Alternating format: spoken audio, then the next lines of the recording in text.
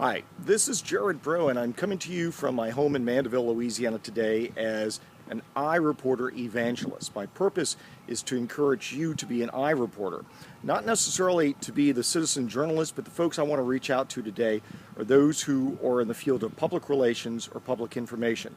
If you're a public relations practitioner, if you work for a corporation as a spokesperson, if you are a public information officer for a government agency or maybe a nonprofit organization, you need to realize the power that CNN provides to you through their iReport mechanism. I'm using this as a backdrop because in August of 2012, Hurricane Isaac hit here, and I did a series of iReports for CNN for which I was nominated for an award. To give you some perspective, the water was as high as the stairway here. I had no electricity for 5 days, 7 feet of water, 4 10-foot alligators, thousands of snakes, 50 dead animal carcasses, and I continued to send, sometimes several times a day, video updates to CNN, being in a location where even their own news crews couldn't go. With 7 feet of water, there was no way to put a satellite truck here. You'd have to have a boat. So without any journalist around, I became the citizen journalist.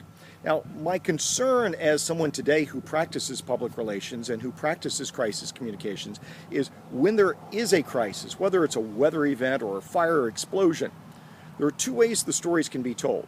Number one, an ordinary citizen with a cell phone can become the eyewitness and become the citizen journalist and put the videos on CNN. Sometimes they're very accurate, sometimes they're very powerful. Sometimes, let's be honest, there's a lot of speculation and perhaps misinformation that is conveyed. But if you're a public information officer or a corporate spokesperson and you are at the scene of the crisis, you have an advantage.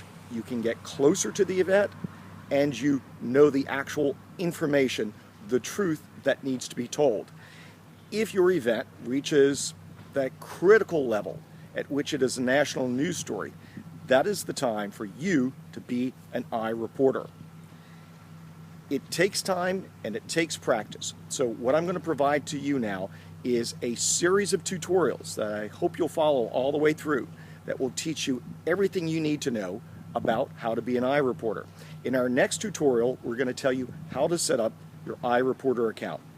I'm Braud as your iReporter evangelist.